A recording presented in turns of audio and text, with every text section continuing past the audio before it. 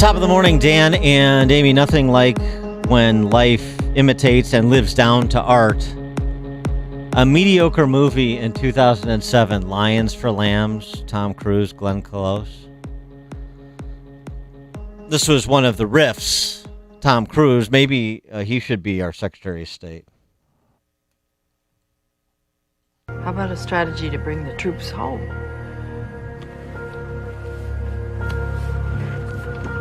So leave.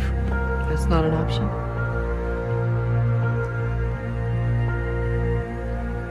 Okay, let's play this out. We walk, and Afghanistan reverts back to the Taliban. Only now the Taliban has metastasized into something infinitely more vicious and potent because they're now 2-0 versus superpowers. They butcher the people who helped us, who voted, who were stupid enough to put their faith in our word. So call it not only the end of hope for tens of millions of Afghans, but the end of American credibility, the end of America as a force for righteousness in the world. When did America And when we're forced to go back in a couple of years, and please quote me on this, we'll be squared off against a shattered Iraq, a hopeless Afghanistan, and a nuclear Iran. How many troops are we going to need then? I guarantee you'll be adding some zeros. That was 14. That was 14 years ago. I just got the chills. How is it that Hollywood screenwriters have a better handle on this than our foreign policy establishment over the last 20 years? Our next guest may take some exception to that statement, but perhaps only some. Lieutenant Colonel Jim Carafano joins us for our weekly confab. He's the vice president of the Catherine and Shelby Cullum Davis Institute for International Studies at the Heritage Foundation and author of the recently released book, Brutal War, Jungle Fighting in Papua New Guinea, 1942. Jim, thanks for joining us. I should have been a screenwriter. Exactly. You could have made so much more money. You don't even need to be a good one. That movie was mediocre at best, and how on point is that?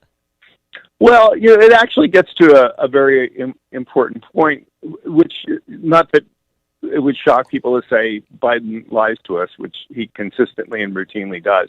But, he always goes back, we went to Afghanistan for 9/11, completely glossing over the fact we have 20 years of history. And much like we went to Europe after 1945 to stabilize Europe, and we're still there, we were there for decades for the Cold War. We're there after that to deal with other issues. Afghanistan had changed over 20 years, and we weren't there just to get revenge on bin Laden and 9/11. We were there for the legitimate reason of preventing a resurgence of a terrorist sanctuary, which we know can be incredibly destabilizing because we saw what had happened in places like Iraq and Syria and Libya. And we were there because it's part of a geopolitical competition with China, and we're trying to secure and make a stable South Asia, not just because Pakistan and India both have nuclear weapons, and it's not nice when they throw them at each other, but also because the threat of China essentially expanding its sphere of influence. So we had lots of reasons to stay. We were staying at an incredibly modest cost. Matter of fact, when they run the numbers, I am sure that the cost of leaving, that we could have stayed for decades and spent way less. That the occupation, that the troops that there were a rounding error compared to what they spent trying to leave. Well, let's talk about what we learned on Friday, because of course they always release bad or information that makes them look bad on a Friday afternoon when they think nobody's listening. But walk us through what happened, because General Milley on September 1st, he called it a righteous strike. So this was a drone attack that we did, which was taking out a suspected car bomb incident. It turned out it was a aid worker, and not only did we kill an innocent aid worker, but we killed, I think, 9 others, including several children. The big news here, there's two things here. Is how did this happen? The answer to that is that has to be, I think, the military will do an internal investigation. But again, we should have transparency on all of this. Because there are also claims that they got the intel from the Taliban. Pompeo claimed yesterday that they got pressure from the White House to do this. So all this should be part of a larger 9/11 style commission on withdrawal and its impact on the U.S. That's without question. But then there's the second issue, which in my mind is the important one going forward, which is not that the president lied to us, so he lied to us when he said, look, don't worry about any of this. because we will deal with this over the horizon, meaning that if terrorist groups rise up, we will, without a footprint on the ground in Afghanistan, we will strike them and take them out, much like we did under Obama. Well, that was a lie when he said it. And this incident actually demonstrated how incredibly difficult that is. We're in Afghanistan now. We have a footprint on the ground, and we have trouble striking the right stuff. What makes people think that when we're gone and we have no eyes on the ground, we're going to do better than this? And also, the larger question is, what makes people think that's how we're going to solve the problem? They identified 300 top Al-Qaeda operatives. Do you know how many of them we killed? 3,000. So, did they replace them? Did we miss them? But just plinking at terrorists from afar, even if you can do it efficiently and effectively, doesn't actually stop terrorist threats. So I was having drinks with a couple of friends yesterday, and we were kicking this around, debating this idea of regime change and state building, nation building.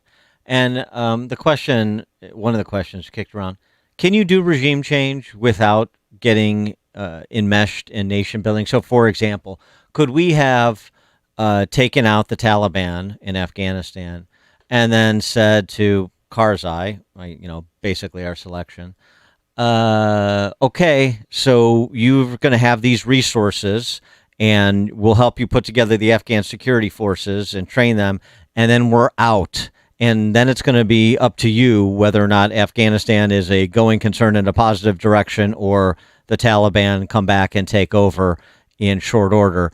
Can you do regime change without nation building? I mean, people have done that, but then, of course, you don't control what happens after. And I think, in a sense, you've kind of created these false choices. Regime change and nation building, or regime change, without nation building. First of all, I think nation building is a stupid term. I'm not sure there's a case in history where nations have built other nations. Nations rebuild themselves. We didn't rebuild Western Europe. Western Europe largely rebuilt itself. I mean, here's the difference is, if to do that, you need three things: a modicum of governance, a modicum of public safety, and people not starving, right? And if you got those three things, countries can largely rebuild themselves. Well, Europeans were lucky in the sense that the Russians really didn't try to mess with them until the late 40s. And by then, the countries were kind of back on their feet already. The Marshall Plan helped, though. It helped. It's a long, complicated story. It helped. There's no question about that. But it's the countries utilized the money well, which made the difference. Mm-hmm. And they weren't being invaded at the time. And this is the point. In both Vietnam and Afghanistan, the countries were being invaded because the enemy was going to places where you weren't willing to go after them. And they were always just going to come back whenever they wanted. And so, I thought Vietnamization was the right thing. I thought the Afghan thing was the right thing. But you pay a cost for that, which means you have to continually feed that capacity. It's like you can get a guy on dialysis. And as long as you keep him on dialysis, he'll be fine. And then when you stop the dialysis, he's going to die. These countries are never at peace enough that you can just stop doing what you're doing and expect everything to be fine. Now, having said that, in the case of Afghanistan, even though I'm not a fan of nation building, I think it's stupid. Look at what was going on. The Afghan economy was growing. It's actually growing faster than other countries which weren't at war. You had 38 million people, which were largely free of the Taliban rule. You had women in school. You had children in school. You have women in the workplace.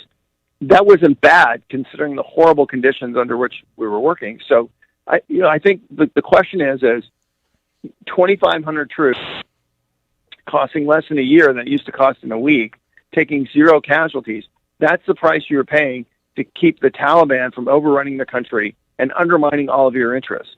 Was that worth it? My argument would have been, hell yeah, it was worth it.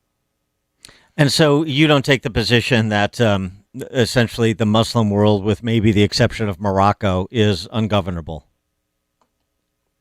Oh no, I'm looking. Much of it obviously is government. Look at a country like Jordan, for example, where 58% of the country is actually refugees, and they're wedged between Iran and Syria, Israel, and everybody else. I mean, considering the burden that they're under, that country's remarkably stable, and it's not a dictatorship either. I mean, Okay. So the notion that these people can't govern themselves, I mean, that's just nonsense. Okay. Well, it's difficult to govern yourself when you're being invaded. Look, go to Portland and Seattle. You can see how this works. yeah. Okay. Well, okay. Fair enough. But then, if Jordan and Morocco are examples of moderate Muslim majority countries that can govern themselves, then why don't we take the posture, generally speaking, that we take with them, which is to say, we'll provide some support for your institutions, for the free exchange of goods and services, for commerce, so everybody grows and everybody moves in the direction of peaceful pluralism. And otherwise, we're going to stay out of the region. We're done. Which is essentially what we do with Morocco and Jordan. And the answer I'm talking about the entire region. Yeah, but they weren't being invaded every day. I mean, the problem with Afghanistan is it was being invaded every day. I mean, and that kind of makes a difference. Nobody else really has that problem. Speaking of, I want to get to a couple other topics. Speaking of, invasion, you've got now 15,000 Haitians amassing in Del Rio, Texas, and the Biden administration, I'm sure, much to the chagrin of their open borders base, is making noise about deportations, but it's the Texas state and local authorities that are doing the heavy lifting at present. Well, first of all, that's a joke, because they're talking about they're going to deport adult males, but they're going to keep families and unaccompanied children. So I don't know what the makeup of that, huh? They're chartering. They've already chartered 3 flights out, but they're all filled with males back to Haiti, and they're going to have 6 more today, and until they're done with the process. But Biden didn't do anything, so Governor Abbott did, and then even the Democratic mayor of that town in Del Rio is appalled by what's going on.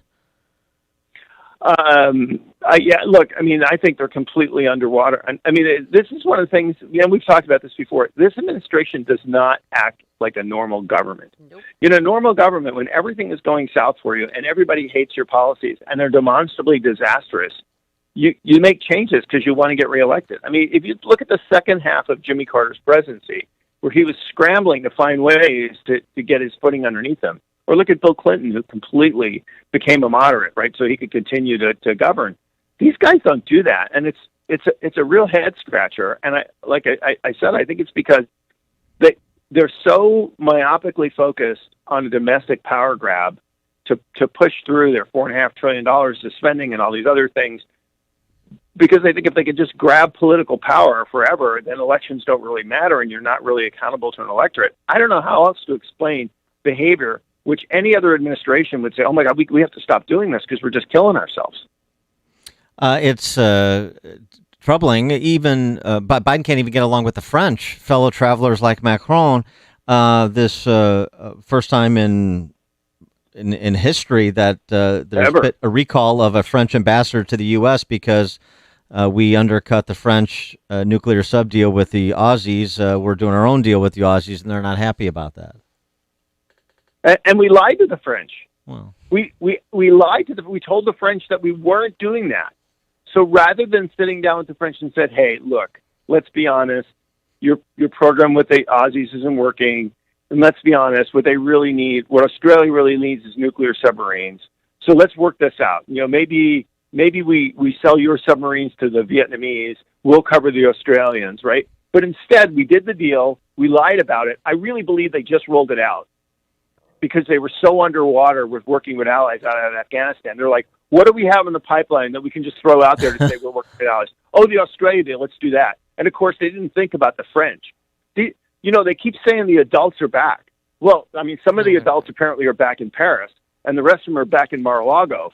But the adults in Washington, D.C. are really bad at this stuff. It's remarkable. Well, this is 20 years of this, though. I don't know why you guys are laughing. Well, I mean, the Mar-a-Lago comment, but this is 20 years of this, though. And it's funny too. So Biden talking deportations and advancing the military-industrial complex. But that's going to be interesting intra-party conversations. But the other thing too is, these guys, the Anthony Blinkens of the world, he's such a prime example. They go on a retreat to the John F. Kennedy of Government for Harvard for a summer, and they're foreign policy experts. I mean, they don't know anything. They are incapable of doing anything.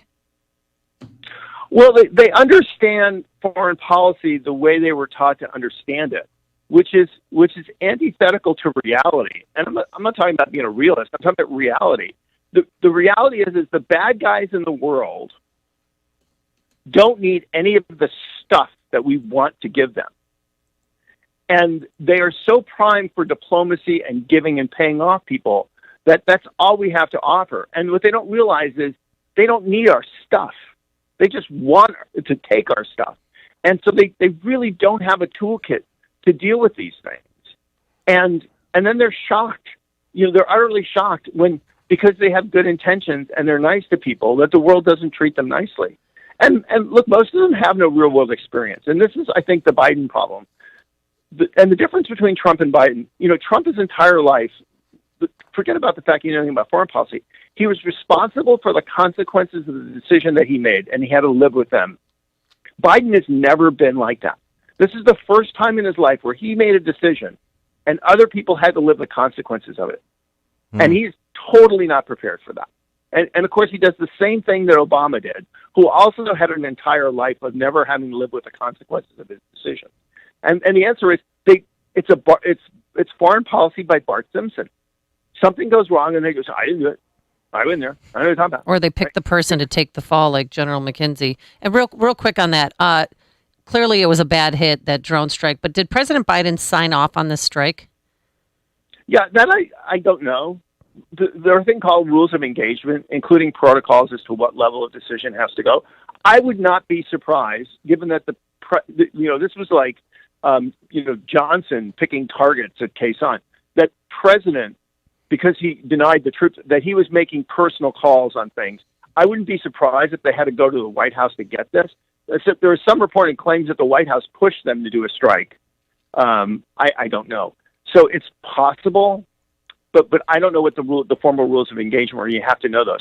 These things can be delegated all the way down to the theater commander or lower, or they can be withheld all the way up to the White House. It depends on how the mission is structured.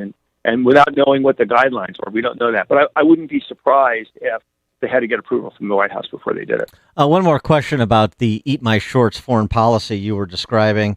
The IMF, the former the person who now leads the IMF, former World Bank, Kristalina Georgieva, was cooking the Doing Business survey to inflate China's standing. So they're doing China's bidding. So now we have the WHO as a outpost of the Chi-Coms and the World Bank, and perhaps now the IMF, since she's over there now as well. I mean, is it time for America to, long overdue actually, to reassess our allegiance and underwriting of these global governance organizations? Well, the short answer is yes. It's like triage. I think you look at organizations and you decide, what do we have to do here? Because a lot of them are being taken over by the Chinese and not in our interest. Do we have to go in there and fight for control and authority because or is it useless like the UN Human Rights Council and we can just walk away? The problem with the Biden guys is, again, it's this completely unrealistic approach to foreign policy. They think as long as I'm a member of the club, I have to be in the club because that's the only way I can get. And then, of course, to get in the club, then you want to be nice to everybody. You do nothing. So the great thing about the Trump organization was they actually got in there and started duking it up. Like they fought to keep. There's this thing called the World Intellectual Property Organization, which you would think that the guys that are writing up the global rules for world intellectual property, that you wouldn't want the Chinese to be the head of that. And the Chinese had a candidate. We went in there and fought that and defeated it. Or like WHO, where we said, look, we don't need all of this. There are other ways we can do some of this stuff. But going in, joining organizations and ignoring the stuff. But that latest incident, where essentially they were artificially elevating China's standing as a place to do business just because the Chinese wanted that. It's a perfect example of the madness that's happening in these organizations because the Chinese aren't stupid. Lieutenant Colonel Jim Carafano, Heritage Foundation. Thanks as always. Yeah, thanks for the laugh, guys. Really got my morning going there. All right, thank you. And he joined us on our turnkey.pro answer line.